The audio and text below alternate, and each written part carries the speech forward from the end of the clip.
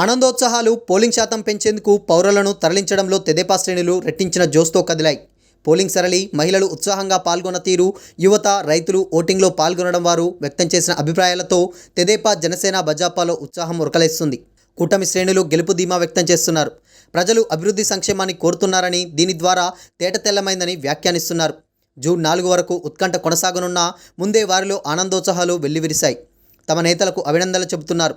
కార్యాలయాలు, నివాసాలు కార్యకర్తల కేరింతలతో నిండిపోతున్నాయి. వైకాపా శ్రేణుల తీరు, పోలింగ్ సరళి మేరకు వైకాపా శ్రేణుల్లో నైరాశ్యం వ్యక్తమవుతుంది. అసహనం పెరిగిన నేపథ్యంలో పలు ప్రాంతాల్లో దాడులకు పాల్పడ్డారు. గన్నవరం, పెనుమలూరు, మచిలీపట్నం, జగ్గయ్యపేట, నందిగామ, తిరువూరు, విజయవాడ, పశ్చిమాల్లో దాడులకు పాల్పడ్డారు.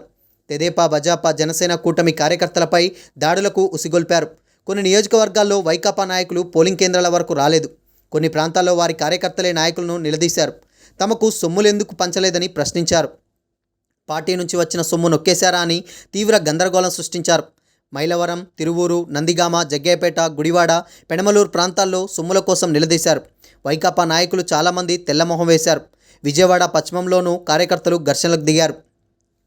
విజయవాడ పార్లమెంట్ పరిధిలో పర్యటిస్తున్న కూటమి అభ్యర్థి కేశినేని చిన్నిపై అకారణంగా వైకాపా కార్యకర్తలు దాడికి పాల్పడేందుకు సిద్ధమయ్యారు. ఏకొండూరు మండలం ఖమ్మంపాడులో పోలింగ్ సరళిని పరిశీలిస్తున్న చిన్నిపైకి కొందరు యువకులు దూసుకొచ్చారు. పోలింగ్ కేంద్రంలోకి ఎలా వెళ్తారని ప్రశ్నించారు. అభ్యర్థికి అవకాశం ఉందని చెబుతున్నా అరుస్తూ, నినాదాలు చేస్తూ గలాబా సృష్టించారు. ఆయన సమయం పాటించి అక్కడి నుంచి వెళ్ళిపోయారు. అంత జరుగుతున్నా సాధారణ పోలీసులు అక్కడికి చేరుకోపోవడం, వారిని నివారించడం లేదు. ఖమ్మంపాడులో పోలింగ్ సరళిపై అనుమానంతో కొందరు యువకులు ఆ అరాచకానికి పాల్పడ్డారని తెదేపా ఆరోపిస్తుంది. ఒక పోలింగ్ కేంద్రంలో వైకాపా నాయకులు అనవసరంగా కేకలు వేస్తూ చూసుకుందాం రా అని తెదేపా కార్యకర్తలకు సవాల్ విసిరారు. మద్యం మత్తులో ఉండి ఇలా ప్రవర్తించారంటే ఆయన భార్య కూడా జత కట్టడం విశేషం. ఘర్షణ కోసం తన అనుచరులను పిలిచి గోల చేసేందుకు ప్రయత్నించారు. తెదేపా కార్యకర్తలు చాలా లైట్గా తీసుకున్నారు. పరిటాలలో కొందరు మహిళలు మధ్యాహ్నం తర్వాత వైకాపాకు ఓటు వేయాలని డబ్బులు ఇస్తామని పోలింగ్ కేంద్రం వద్ద ప్రచారం చేయడంపై తెదేపా వారు తీవ్ర అభ్యంతరం తెలపగా ఘర్షణకు కారణమైంది.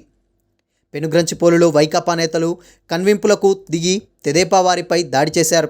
నందిగామ మండలంలో ఎమ్మెల్సీ తన అనుచరులతో హంగామా సృష్టించారు. మరోసారి వైకాపా కార్యకర్తలు తెదేపా కార్యకర్తలపై దాడులకు పాల్పడ్డారు. ఓ వ్యక్తి తలకు బలమైన గాయమైంది. గతంలోనే తెదేపా కార్యకర్తలపై, జనసేన కార్యకర్తల నివాసాలపై దాడులు చేసిన విషయం తెలిసిందే. కవ్వింపులకు దిగారు. గుడివాడలో పోలింగ్ సరళిని చూసిన నాయకులు ఇళ్లకే పరిమితమయ్యారు. బయట తిరగలేదని ప్రచారం జరుగుతుంది.